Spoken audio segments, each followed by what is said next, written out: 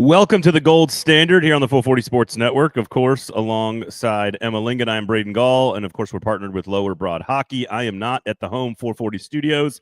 I am in rainy Indianapolis for the NFL Combine. I do have a question for you, Emma, about the NFL Combine coming up. We're going to hear from Luke Schenn, who's making all kinds of headlines, Emma.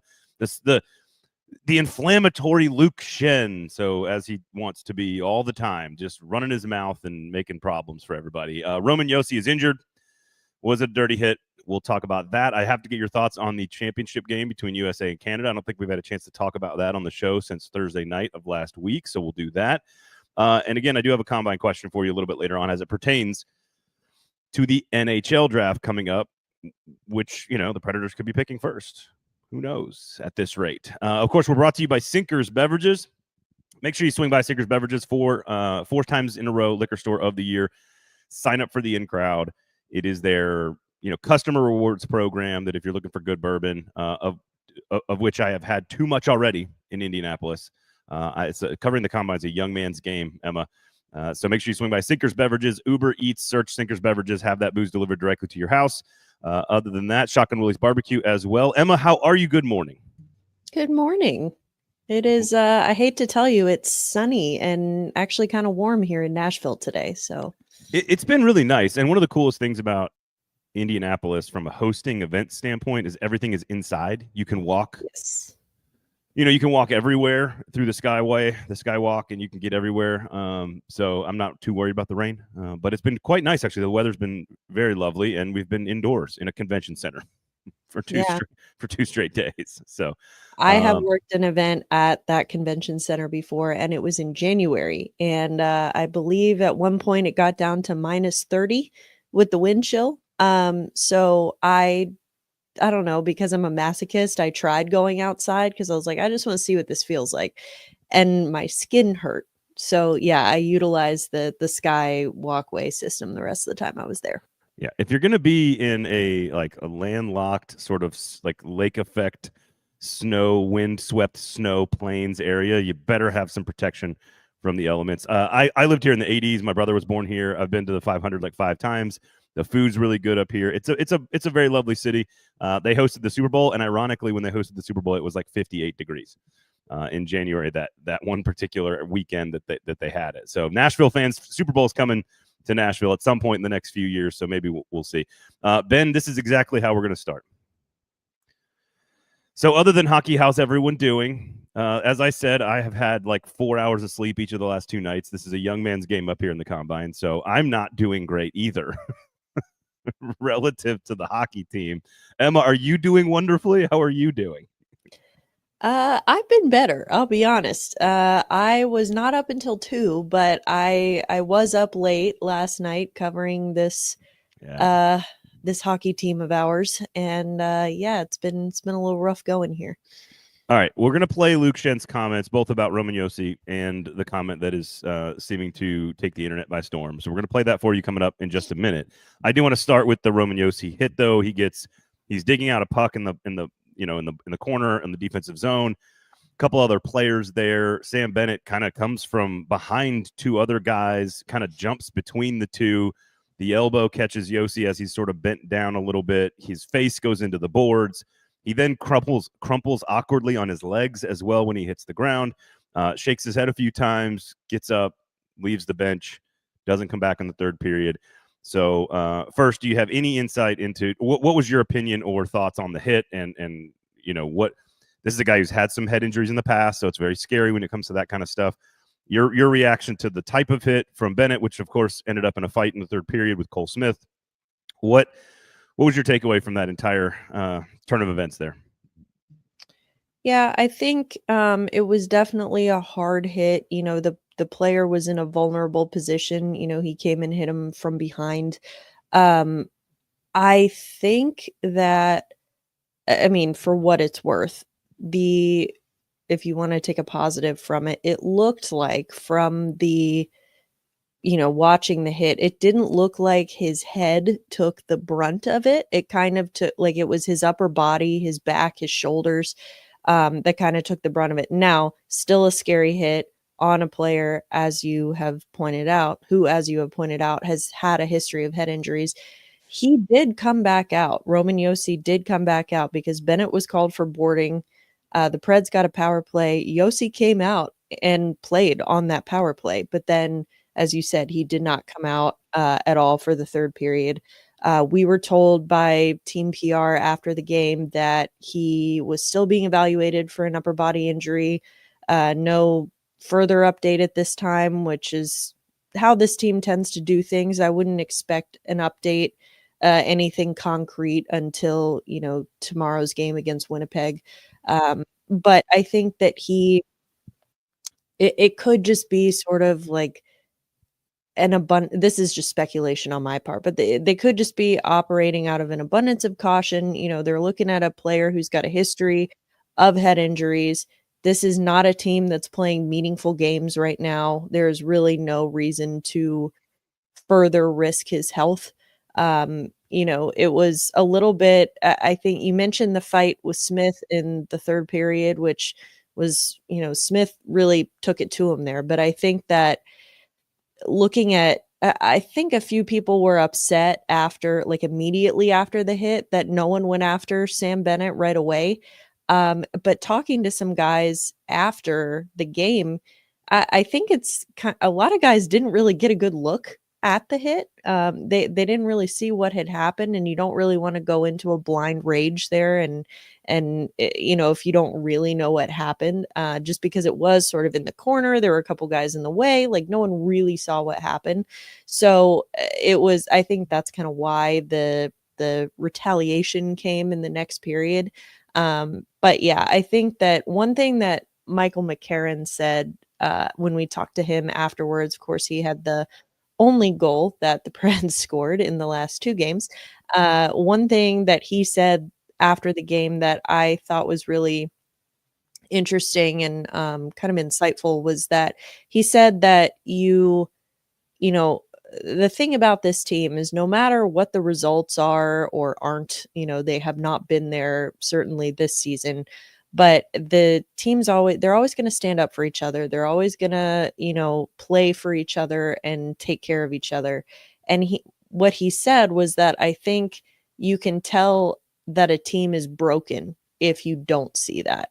And so that's why I think that, you're still seeing it gets frustrating seeing all the takes about, oh, this team has given up, they don't care, blah, blah, blah. And it's like, well, no. I mean, they're frustrated as anyone, probably more frustrated than anyone with how this season has gone.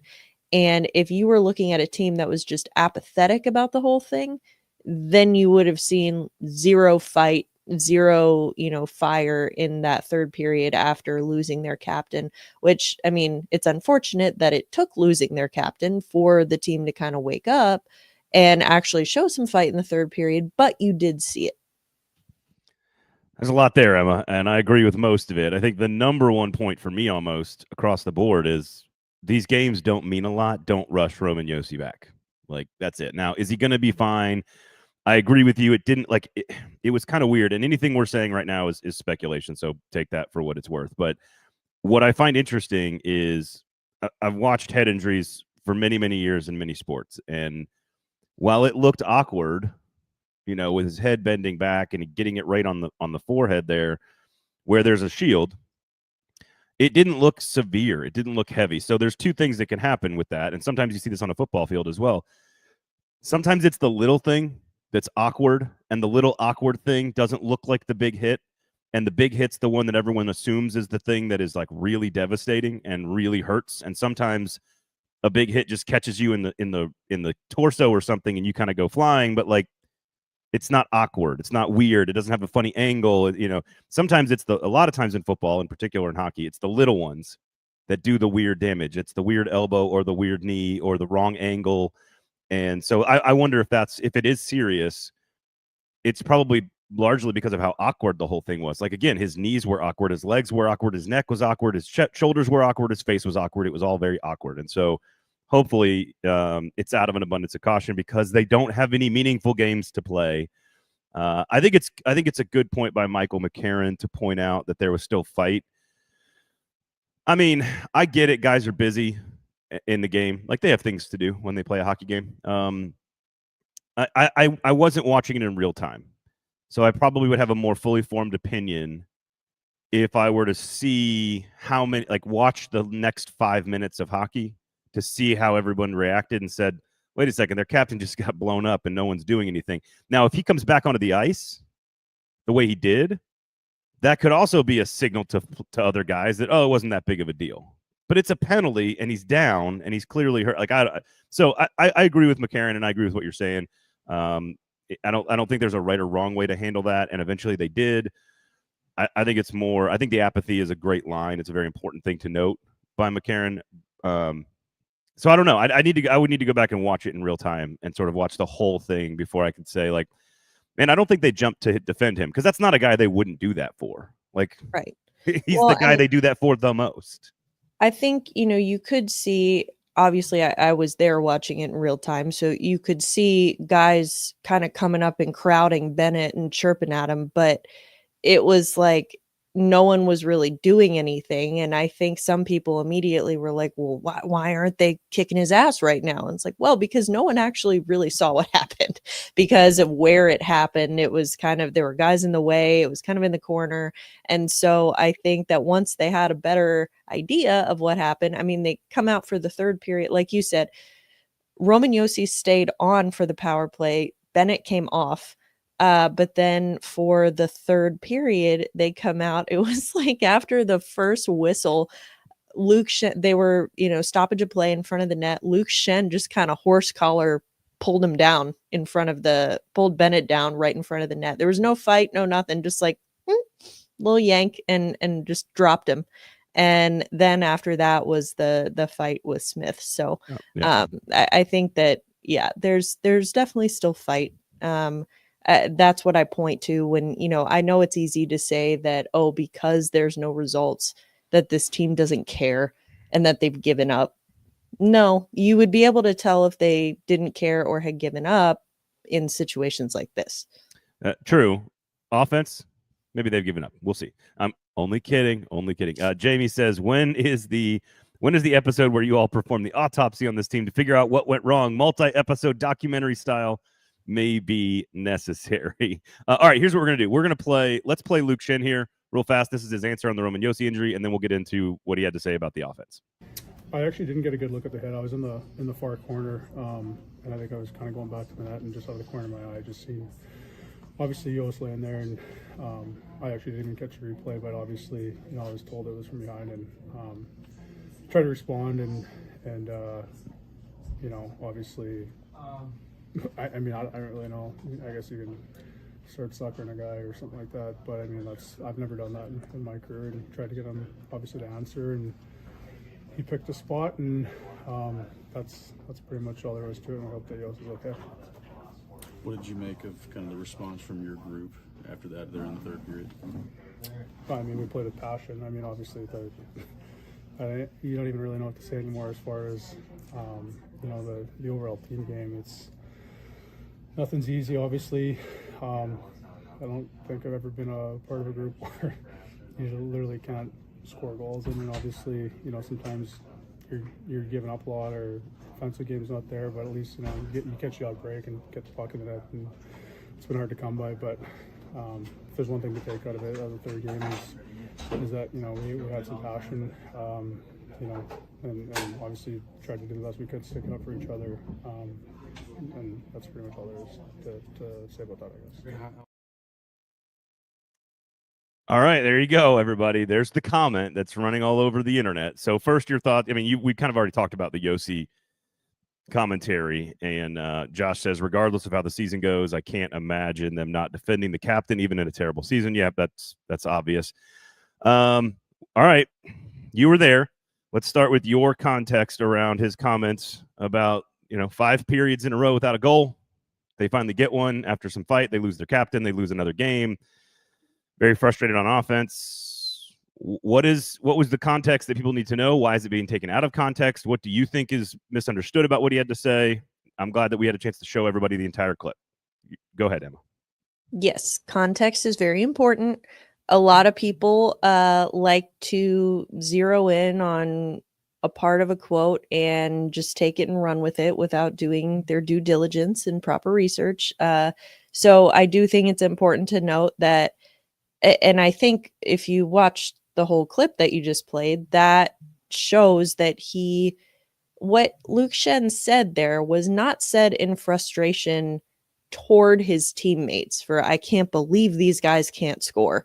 And that I feel like is being taken out of context on social media a lot, because people are saying, well, he's one to talk. And it's like, okay, first of all, that's not what he meant. Second of all, if your team, really, no matter who is on your team, you shouldn't be counting on Luke Schenn to be your offense, regardless. But anyway, I think that's one thing, that he wasn't calling out his teammates in an angry way. It was said in frustration, yes, but more frustration at the situation, more about like, it is just baffling how much talent and skill and winning pedigree there is on this roster, and yet they can't buy a goal.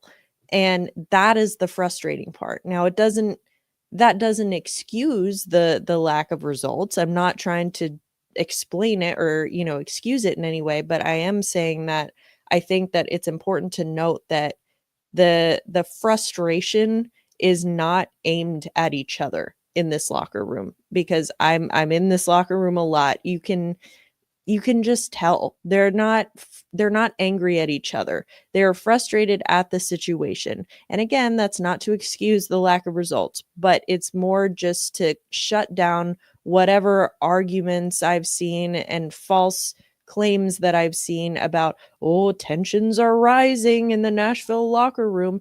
No, frustration is rising. Yes, of course, because the season has gone horribly, but they're not mad at each other. They're just frustrated with, because everyone can see it. We can see it. Fans can see it. The players can see it, that this team isn't, this team is too good to be this bad.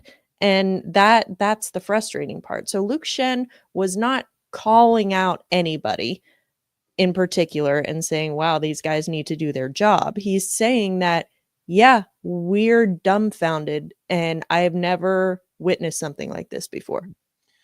Yeah, I think, and I think Josh says it here too, that sounded like a we can't score, not a they can't score. The thing is this is not an NFL defensive player saying we did our job. Offense hasn't scored enough points. That is hockey is just different in that you are both ways all the time.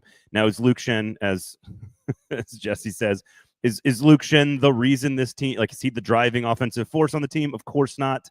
I agree with your analysis of the situation. I think that if you want to take the word frustration and call it tension, I don't actually have a problem with that. If it's about angry and like players getting angry at each other, I agree with you. It is a very, very frustrated room.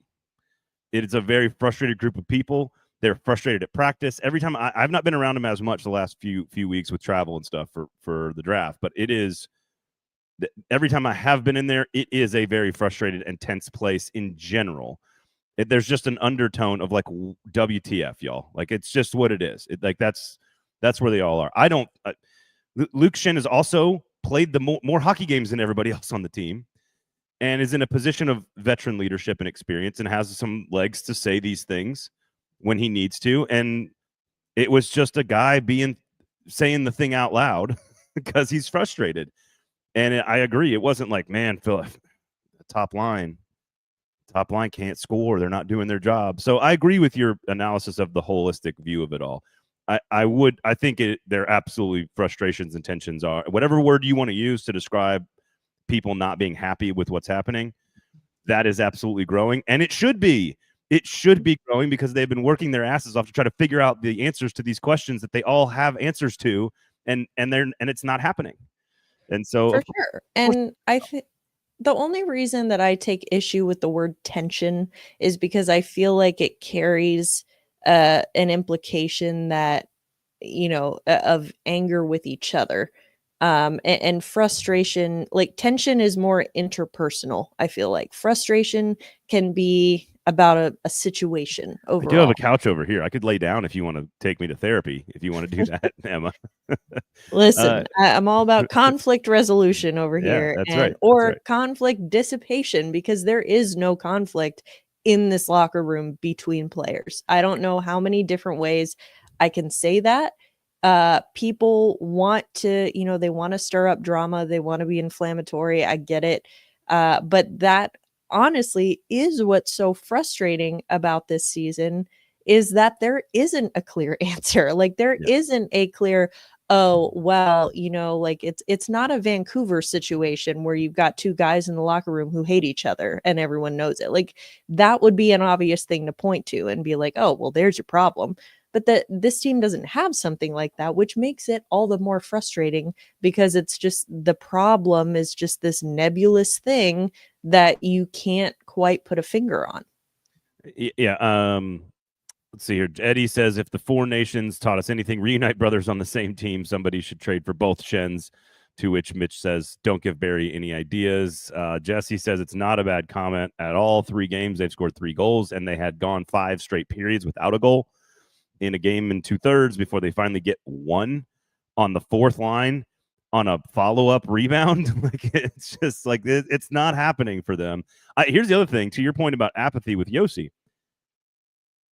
I would be more concerned if there wasn't tension or frustration. Like I would almost be more concerned, because I'm not one to say that, like, and Adam says this all the time, like telling professional athletes that they're not working hard or trying or don't care. It's really hard to do that. It's very hard to believe, unless you are like clearly a player who like dogs it on defense or something in any sport. I don't know, but it's hard to kind of ever really get to that point with a professional athlete, because they are professional athletes, and by definition they are working their ass off all the time. If they were just all like smiling and laughing and having a good time, it's like you hear these stories about teams, high school teams, football, college teams, and they like get back on the bus after a loss and they're laughing and having a good time, and the coaches are pissed off because they're having a good time. What are you excited about? That kind of thing. I could see that being almost more concerning than quote growing frustration or growing tension. Like if they're not frustrated, I would be concerned, like on a psychological level about the team.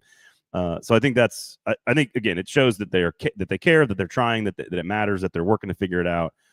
And I think it does resonate. I think part of the reason this quote went the way it did. Same thing with Brunette's quote to Vingan about I could scratch everybody because they're not playing well right now.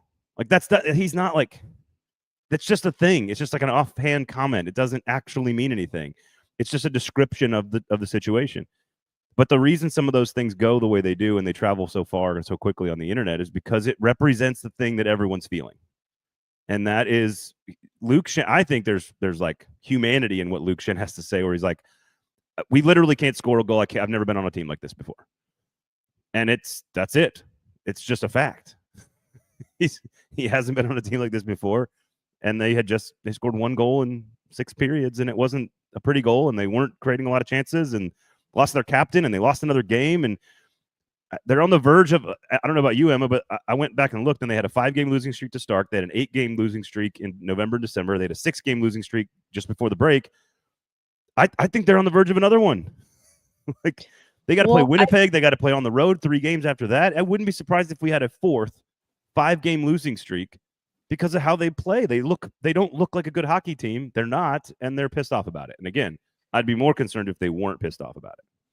Well, and I think that what's also important, going back to the humanity of it, and just saying like, yes, I have never been a part of this or a part of something like this.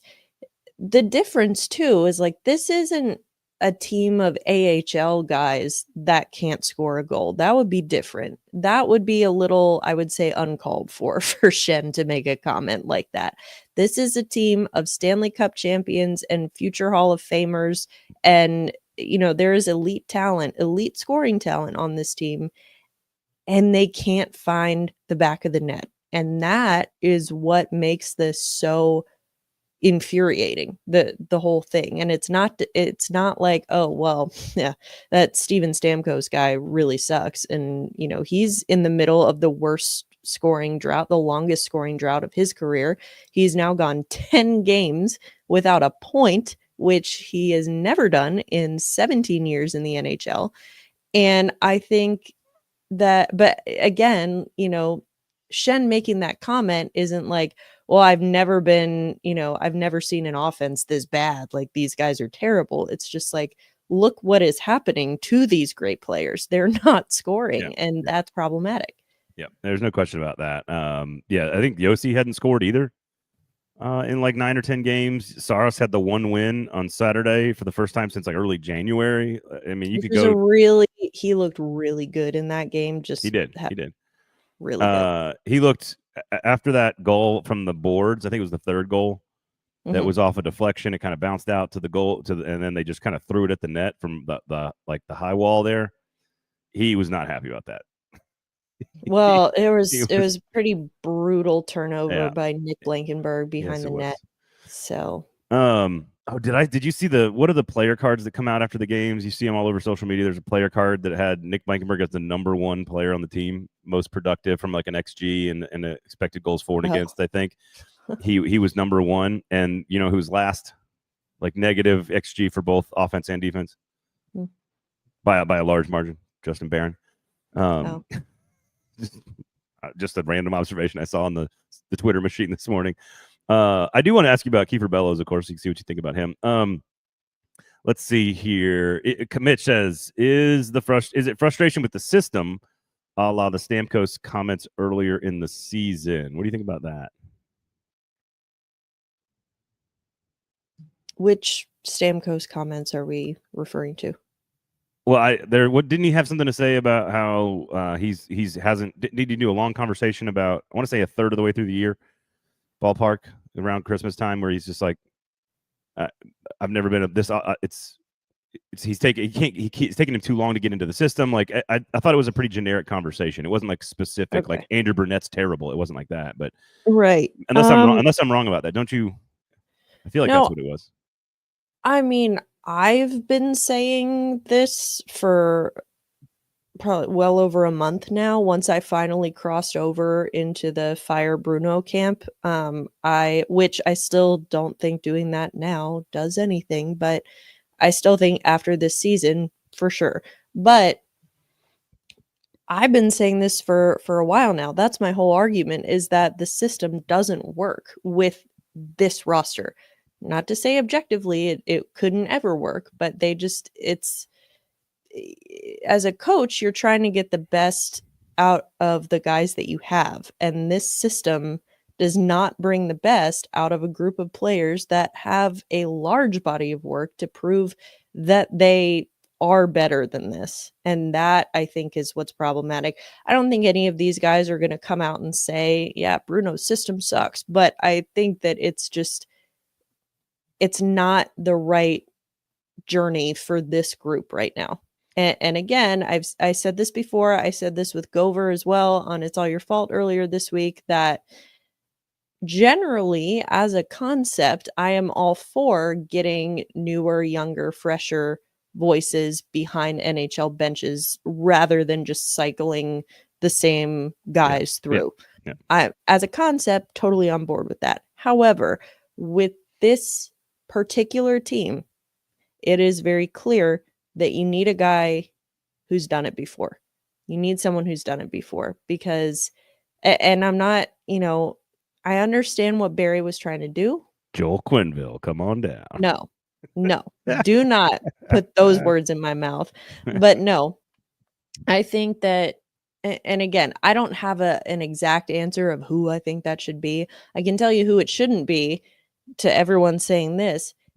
If Andrew Brunette is not the right coach for this team, Carl Taylor sure as hell is not the right coach for this team. This is not a team where you want a guy who's brand new and never done it before. That's not what you need with this group right now. And so I just think that if you're trying to maximize the roster you have, you need someone a little bit more proven. Josh says Quinville's not even a funny joke. Don't manifest that. I like that. Thank you, Josh. Nate says, look at patriotic Braden. There we go. Sean, boy, did I pick a good time to be a did I pick the worst time to what is the line from Airplane? I just totally butchered it. Man, I picked the wrong day to quit amphetamines. Sean says, pick the wrong day to be a first-time season ticket holder. I want to go back a few comments here to Eddie, I think, who said something earlier. Says, is this locker room not being completely lost the reason Brunette is getting to the end of the season? And a few of you have asked this, and I think a bunch of you are asking this in the chat, which is like, what are the negatives and positives behind making a move now versus waiting? And I honestly, at this point, I'm not sure. Like the only thing I said on the extra episode with Adam on Monday was that, like, if he was like a disciplinarian that was sort of causing people stress in general as a general attitude and sort of philosophy of coaching, I could see I could see removing that voice or that tension from the room might relax folks and get them to sort of play a little bit more loose and maybe have a little bit more fun and try to, gain something from the last 25 games, because there's nothing to be gained other than experience for the young players, basically. And so if that, if you're in that room and you're Barry Trotz or you're the players and like you see like, hey, this group is just so tight, they're so frustrated, they can't figure out what to do, and if we just make the move now, it might benefit the room to kind of loosen up and go into the offseason feeling a little bit better. I could see that argument. You're not going to gain any ground on the other coaching candidates by moving on someone today. Like I see it. I understand why people are frustrated, and if they've made the decision, I also understand the other side of this equation, which is, look, if Barry Trotz has decided at the end of the year they're going to make a move on Andrew Brunette, then why wait? And I understand both of those arguments. I think both of them are fine, and it's not up to us to make that decision. It's up to Barry Trotz. So I don't know. I don't know where you're at on the what, like, make the case for the reason to do it and make the case for to not do it, I guess. I mean, again, I understand the concept of like, well, if you've already made a decision that it's going to happen at the end of the year, then why wait? Number one, we don't know if Barry's made that decision. I mean, I would hope he has, but we don't know. And number two, I think that this kind of what you said, it's not, you don't know, like, Barry isn't just going to fire someone for the sake of firing him. He needs to have a plan. So what's the plan? If you fire Andrew Brunette right now, who do you replace him with? Like, doing that in the middle of the season. I mean, I guess, yeah, you could have, Todd Richards or someone be the interim head coach. He's done it before, but I mean, again, Andrew Brunette as a person isn't causing, a added tension with this team. So I don't see how getting rid of him at this point so late in the season is really going to benefit you all that much. Again, they're out of the playoffs. They're not playing meaningful games. Just let him finish the season. Plus, Barry Trotz is a coach himself. He's not going to fire his guy in the middle of the season. Don't give him any ideas. I'm just saying. I've seen guys go, oh, we got to fire this guy. I'm going to be the interim. I've seen that too. No, I just think that my reason for saying that is that I think that he's going to be considerate of, he's not going to fire his guy in the middle of the season right now when they're not even playing meaningful hockey. I think too, again, going back to my earlier point, it's a lot harder to do in the middle of the season because you don't have as many options available to you. There are going to be coaches who get fired at the end of this season, other coaches, and then you have a larger pool to choose from. And that's where it comes in. Like I said, you have a plan. It's not just like, fire him and figure it out later. Like, Barry Trotz does not operate that way, nor should he. So I think that, this whole plan, and quite honestly, going back to my original point about, we don't know if he's made a decision about Andrew Brunette yet. That decision could very well be riding on who's available this offseason, because maybe if no one becomes available that he would want to hire, then maybe he keeps Burnett. Like that's just pure speculation. I don't know, but I'm just saying that I think that you can't just look at this in a vacuum. I know people are frustrated and they're angry and they're listening to us say that, yeah, the system is part of the problem. So why not get rid of that? It's not that simple. So if you're going to try to find like reasons to make the case to do it now, number one is to your point, if you've already made the decision, I don't see the value in waiting. Like cleanse the room, make the decision. You know, even if even just to be fair to Andrew Burnett, like that whole period of time with John Hines was very weird and awkward and kind of, I don't want to say like they did John Hines dirty. That's not what it was, but like they could have. I'll say that. Well, they just could have been more transparent and forthright with him, and maybe they were at the very beginning of that process behind closed doors. I don't know why you don't just make the move. But the point is so here's the other thing that is, and we're going to talk. I'm gonna have a question about sort of the combine, and I'm here, and so it's on top of mind. One of the things that's happening here around draft prospects for the NFL is like the idea of players moving up and down boards. That's not actually happening. That we're just learning how teams view these players, sometimes on the record, sometimes off the record. And we're seeing, we know that so-and-so is very high on most everybody's board. So we say in our world, he's moving up boards because we thought he was more of a mid-first round pick, but really he's like a top 6, top 10 pick. I say all of that as an analogy to a particular name, Carl Taylor. I don't have any idea if Carl Taylor is qualified to be a head coach in the NHL. I know for a fact that he wants to be a head coach in the NHL, and someone eventually is going to give him a chance, but no one has yet, which means no one thinks in their big board that he is worth drafting or hiring to be the head coach. If Barry Trotz thinks, and this is where I'm going with this, if Barry Trotz thinks, already has established in his mind what he believes Carl Taylor can be, and if that is like, hey, he's never really going to be a head coach for us, right? Like that could be the way he thinks about Carl Taylor. Like I really like the guy. He's done a great job with the AHL, but I don't think we're ever going to give him a shot to be the coach. You probably need to go seek employment elsewhere if you want to be a head coach. That could be how they view Carl Taylor. Again, we don't know what his big board looks like. If they have, and I'm saying if that's the case and that's how they view him, then he's not an option. He's not in the conversation. Leave him in Milwaukee. Let him work on those young players. He's doing an excellent job with those guys by and large. And if somebody comes along and gives him a shot, great. Fly, little birdie. Go have fun. If on their big board, in their minds, he has always been kind of close to being a candidate, then I do see value in a 25-game audition. I do see value in, look, we don't think you're our top candidate here, but like I do want to see what you can do. Let's see.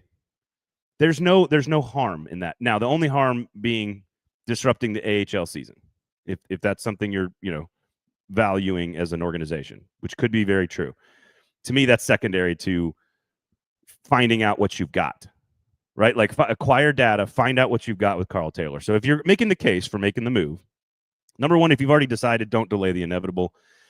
And number two, if you think Carl Taylor in your mind, Barry Trotz, is close enough to being a candidate for this job, you've got an opportunity to give him 25 games of an audition. And that just gives you a chance to see how he works with players, see how he interacts with the media, see how he deals with adversity, see what he does schematically to change this or that. Like, if you don't think he's a candidate, then that's not an option. And firing Burnett to give him that chance is not on the table. But it's all about how they view Carl Taylor internally, if that analogy landed on everybody. Yes, I would also add that, I mean, well, I've said it already, but I guess just reiterate that Andrew Burnett is Barry Trotz's handpicked guy. People are saying, like, I can't believe that Barry is just going to keep him around just to save face and, just so he doesn't look bad. That argument, I think, holds a little bit more water if he keeps him beyond this season. But keeping him around for the rest of this year, yeah, let him save face. It's just till the end of the year. Like, this team isn't winning anything. It's fine. Like, keep him through the year. And could it be the other way, though? Like, if they keep losing and every night he's got to keep answering the same questions and he's just clearly got no answers, could it not be like put him out of his misery actually might be nicer? Does that make... I don't want to call firing Andrew Burnett a mercy killing, but like, is that... Like, do No, you see what I'm saying? Like, I do. You could save face by playing out the year, but you could also save face by saying, look, we're gonna end this where we're at here. And again, this is all just a conversation. I mean, we're just all having this is the same conversation we've had for a while. So Yeah, no, I understand where you're coming from, but I also think, we talked to Andrew Brunette yesterday before the game, before the loss to Florida, and he essentially said that everything is going to be like his conversations with Barry are like, well, if Barry can see that the effort is there, like if Barry could tell that this team had completely given up and wasn't trying, then that would be different. But as long as yes, as long as he sees that the effort is there, then he's, there's no reason to, again, like he hasn't lost the room. Yeah. Dat CFO says is 25 games enough for a coach to introduce a new system? You might be setting him up to fail. Here's the thing. I don't care about that, honestly, if I'm the front office. If I'm giving Carl, let's hypothetically go down this path. If Carl Taylor is given the opportunity, it is exclusively about all the other stuff that you do as a coach. It's how do you interact with the players? How do you handle a room? How do you speak to the rest of the staff? What does your process look like to it is, I mean, I guess it's about implementing a system, but it's more about how you implement it and how effectively you implement it. How well do you communicate with people? How do you handle the pressure of the media being in your face at all times? He's not had to do that in Milwaukee very much at all. So it's more about like, how do you handle the role? And are there things we like about that or didn't know about that or want to learn about this? And again, only if you think he's close to being a candidate, which we don't know if he is or not. So far, he's not been close to being a candidate. He's been a very good coach in the AHL in the organization for years, and they've hired 2 coaches over the top of him. So it's very clear that they don't think he's the best option. If he's closer now might be the chance to give him some reps. But that's all. That's the only real argument I can come up with. Otherwise, it's like just play it out at this point. But listening to It's All Your Fault this week, it takes a lot for Jeremy Kagover to get on the fire a coach bandwagon, and he is there, y'all. I think I blacked out after he said that. I was like, wait, what? I was like, huh? Really? I mean, I don't disagree, but what? That was, I was shocked. Good for you. Progress from Jeremy K. Bring in an old guy like Bruce Boudreau for a couple seasons if you think Taylor has the goods.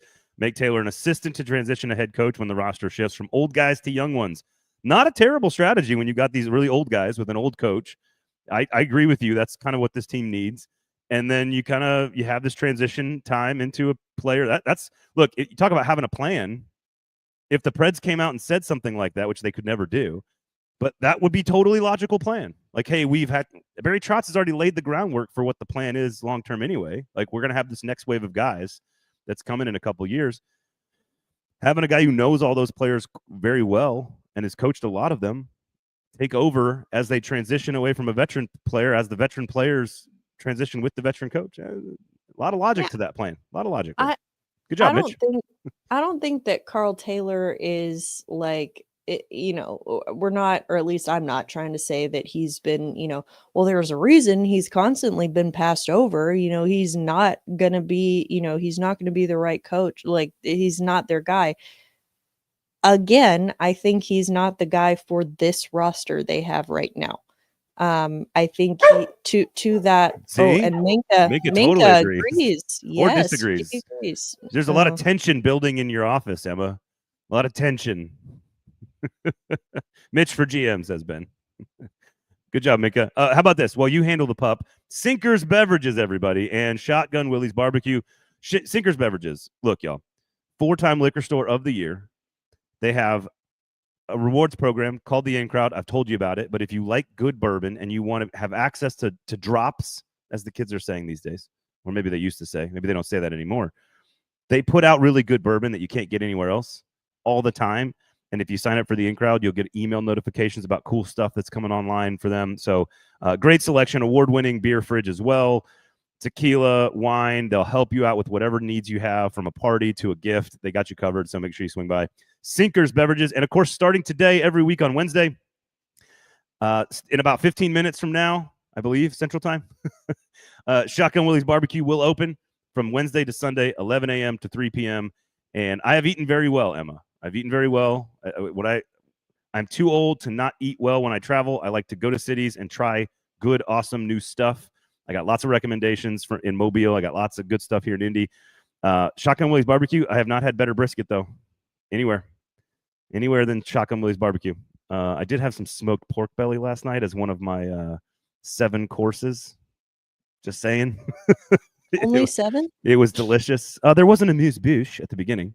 As one says, the problem with like being really into food is that if you start talking about it, you sound like a big giant douche nozzle. Yes. Like it just happens. So, all right. Make sure you swing by Sinkers, Beverages, and Shotgun Willie's Barbecue. You want to talk quickly into the combine? Or are we done with the why fire, why not fire Andrew Burnett conversation that is never ending at this point? Yes, please. Okay, so let me ask you about USA Canada first. And then we'll get to the combine question. That'll end it here. Amuse douche. Well done. That is awesome. How did I miss that? It's like right there on the platter for me. Okay, so here's my question to you. It's been too long to kind of recap the game. Cover Connor McDavid in the slot, please. Great hockey game. Huge ratings. 16 million, I think, on North America. 10 million for the first matchup. We're talking 8-9 times what a normal hockey game gets on a Saturday night or a Thursday night. Just a fantastic event. Huge success for the NHL, obviously. Did the USA team accomplish their goal? I know winning the game was more important. I get that they wanted to win the championship. I get it. I thought that was house money because I thought they accomplished their goal as a whole in the tournament of proving to the world that they've closed the gap on Canada. Where are you at on how you evaluate it? I agree with you, but I would venture to guess that the majority of folks do not. I think that, it's un-American to say, well, it's, like, it's fine. We don't need to win. Like, no, it's very American to be like, no, we want to win it all. But I do understand that. Like, I'm not saying that argument makes no sense. I do get it. This one was for all the marbles. This is the one that counts.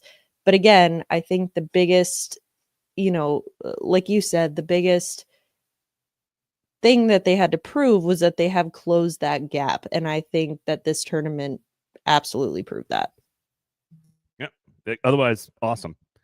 As you and I talked about last week, it needs to be more often. I'd like it to be a 6 nation. I think you should just call it the international face-off. And that way you don't limit the teams that are in there, and you can go Olympics one year, international face-off the next year, World Cup, international face-off, Olympics. There's a nice little order there to it. The NBA All-Star game that weekend was laughable when the USA-Canada match happened on Saturday night. Like, they immediately showed what you can do with this event if you want to do it differently than just an All-Star game. So I do think huge success for the NHL.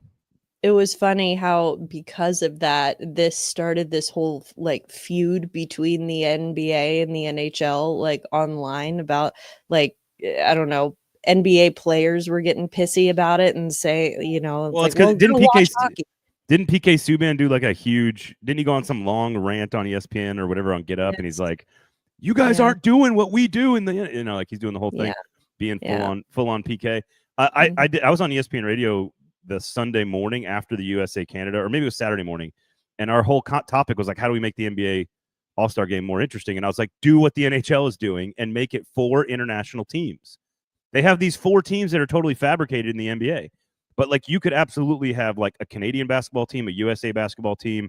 You could have a French basketball team. You could do a European basketball team. There's way more variety of athletes in a variety of countries than in the NHL. So I don't know exactly how many you'd have to be good NBA players. You'd have to be in the NBA. It couldn't just be some guy who retired 5 years ago who plays for Croatia or whatever. You need to, you'd have to actually do just like with the NHL. They have to be in the league. But I don't know. I think everybody should do it. I think everybody should do stuff like this. I think the NHL was the biggest winner. I think USA was number 2, though. Canada number 3, despite winning the thing. So Canada lost ground, in my opinion. So, all right. Here's my question about the combine, about the NHL draft in particular, because Nashville Predators fans are going to be concerned with top picks in the draft and are hoping to get number 1, 2, 3 pick. Being at this event for the first time, this morning we had access to Abdul Carter, who's going to be a number 1, 2, 3 pick. We're going to have Travis Hunter tomorrow. We're going to have the quarterbacks on Friday. We got access to all of them because the NFL makes all the prospects who are coming here, 330 of them, I believe, 329. They have to talk to the press. They have to introduce themselves to the NFL media. You get to talk to all the coaches and the general managers. Everyone is made available to the NFL press corps. The Senior Bowl is the start of this, and they have East-West Shrine Game. The NFL does a masterful job, and it's easier. So I understand that there are actual like physical limits, literal like geographic limitations to this in hockey. But they do a masterful job of intentionally introducing you to the next wave of players in the league. I realize the NFL is different. There's the feeder system is largely all one place, which is college football, and they almost all play right away in the NFL in the fall. Anyone who's good plays right away largely. So I realize there's no lag time between the draft and playing, and we've watched them all on Saturdays, but it's in the contract, it's in the language, it's in the CBA.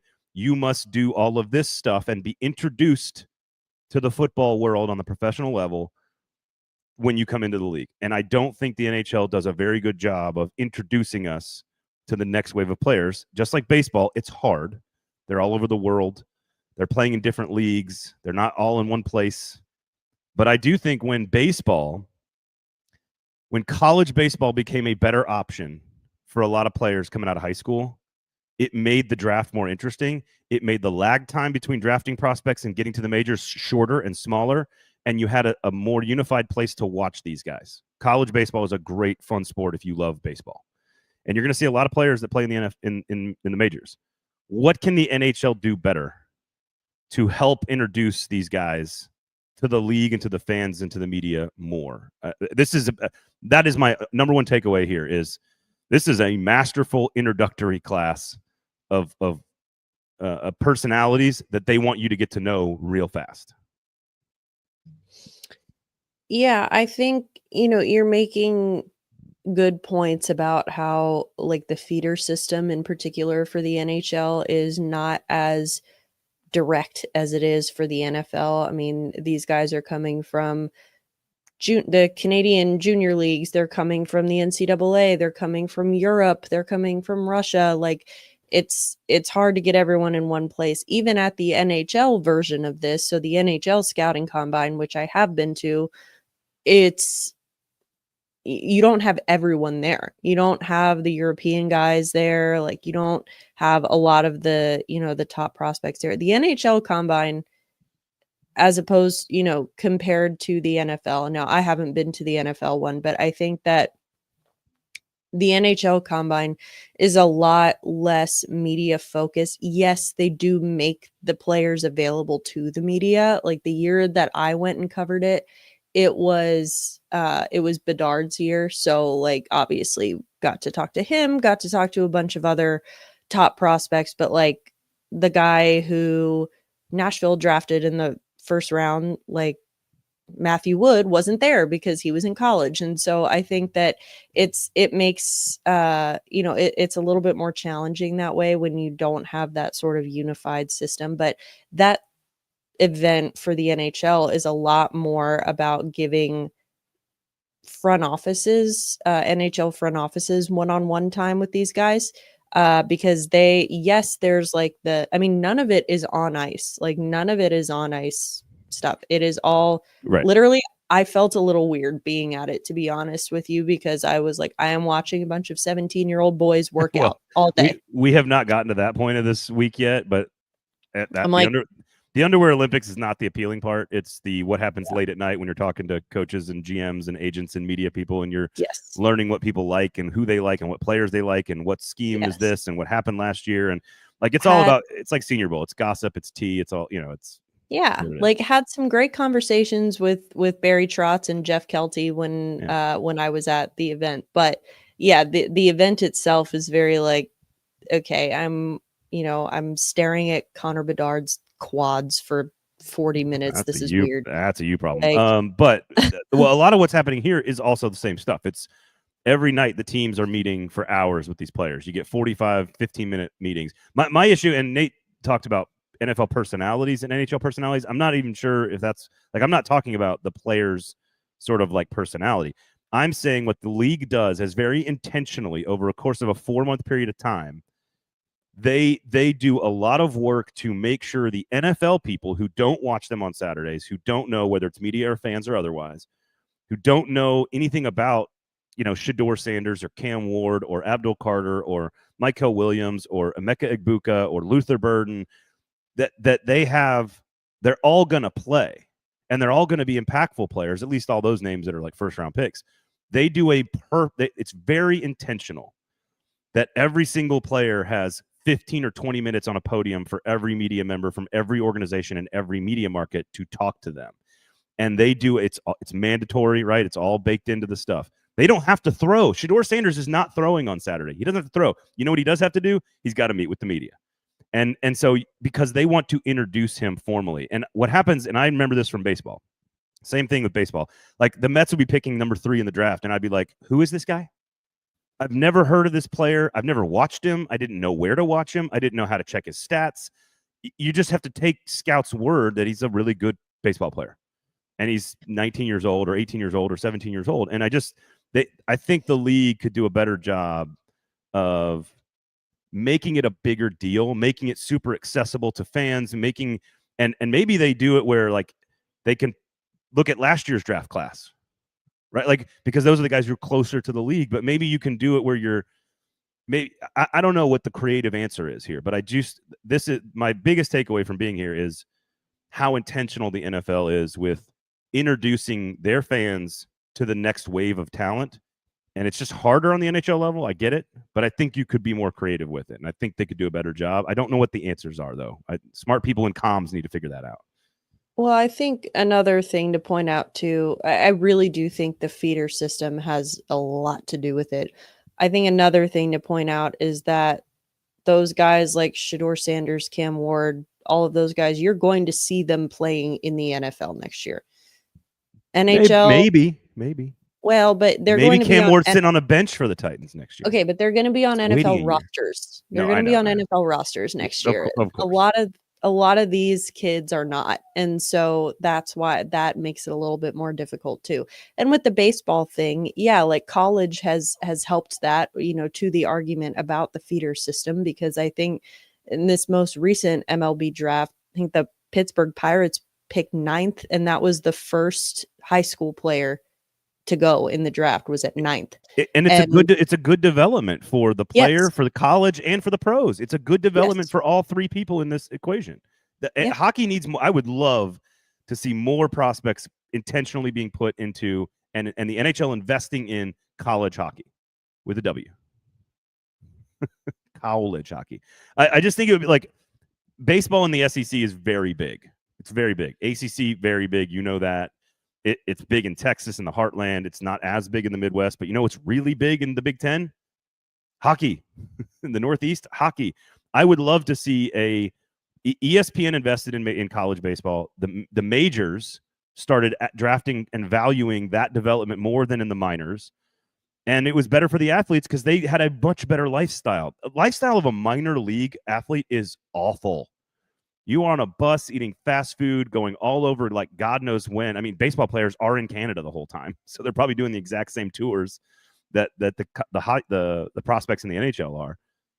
It's better. It's better for everybody involved, and the players when they get drafted better now in Major League Baseball. I think I would love to see a major investment in college hockey from the NHL. Incentivize going to play in the college. You get a degree. You get a better lifestyle, you develop your skills, and if the NHL values you more that way, we're all going to know you because we can watch you. We can watch you play seasons and know and follow your career. I don't know. I know there's some challenges, and you're exactly right on all of it. I just think that they could do a better job of this when it comes to these players because, like, I'm excited about the draft as a Preds fan. That's the only thing I'm excited about. How am I going to go, other than, like, snooping around on the internet, where can I look at like 30 guys all competing against each other to know how good they are and who I should like and who I shouldn't like and get to know them? There's just not a place to do it. So, World Juniors, right? And that's a cool tournament. Great tournament. Yeah. Good job. Now what? I don't know. They could televise that tournament now more and bring more publicity to it because that really is kind of your chance to see these guys in a hockey setting competing against each other. So you know what I mean, best on best in an international tournament? 4 nations facing off, perhaps. Shocking. Anyway, just thought that's my number one takeaway so far, is just how good of a job intentionality from the NFL is on introducing the next wave of talent to their fans. They do it's a master class on this stuff. And so I realized, again, said it over and over again, it's not like for like, it's not one for one. There are totally big differences here. Same with baseball, soccer, same thing. It's all difficult to sort of track. Basketball is the only one that's sort of similar, where you know almost everybody who's been drafted because you can watch the game all in one place. But it's, I don't know. College hockey is like, it would be awesome if they added value to college hockey somehow in this process. So, all right, that's all I got to say. I know you're a big baseball fan, so I know you'd understand all that stuff. The World Juniors are on the NHL Network, but they've made it so difficult to get on Dish, DirecTV, Spectrum, etc. So unfortunate. There you go. Why make this hard for your fans? Make it easy. You have to reduce friction. People are busy, and we don't even want to download extra apps. Like, we're not going to, less friction. Serve it to us on a platter, an amuse-bouche, if you will, of NHL talent. Okay. Sinkers, Beverages, Shotgun Willie's Barbecue. Emma, what you got for the good folks this week? What do I got? Game coverage over at the Hockey News. Been doing some live blogging. The Hockey News site got a little facelift, so it's a little bit more community based, kind of like lends itself more to a live blog. So trying that out. Appreciate the people going over and liking and following and all of that good stuff. Let me know what you think. And yeah, otherwise you can follow me on social media at Emma_Lingan. Can you give me like 500 words in your newsletter on Friday about what Joel Quenneville's up to these days? No. I don't know if that's 500 words of content. Nice talking to you. But to get other NHL news, though, definitely subscribe to Lower Broad Hockey. Read my newsletter on Fridays. Read my newsletter, everybody. Read it. Thanks for watching. Thanks for listening. You guys are awesome. All you guys in the comments have been fantastic. Always a pleasure to see you guys and hear from you guys. Subscribe to Lower Broad Hockey. Go to Sinkers Beverages and go to Shotgun Willie's Barbecue as well. Otherwise, have a good one, everybody. We'll talk to you next week. For Emma, I am Braden. Have a good one.